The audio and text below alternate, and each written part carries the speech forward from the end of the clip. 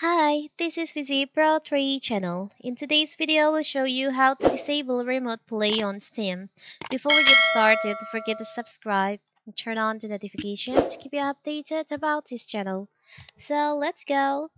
Steam Remote Play allows games to be launched on one computer while being played from other devices connected to Steam. With Remote Play together, you can invite your Steam friend to join your local co-op session remotely without having to own or launch the game themselves. So how to do it? To enable this feature on your Windows 11 and PC or laptop, it's very simple. First of all, of course, you can just open your Steam. You can open your Steam. After that, you can go to settings. So you can select on Steam. You can go to settings. From settings, you can just scroll down until you find there is an option remote play.